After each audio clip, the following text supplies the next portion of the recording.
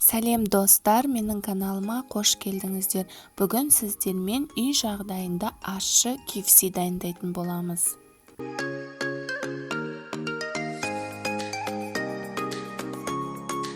Ең алдымен тауық қанаттарын екі бөлікке бөліп, тұз бұрыш салып, жақсылап араластырып, 30 минутқа қойып қоямыз.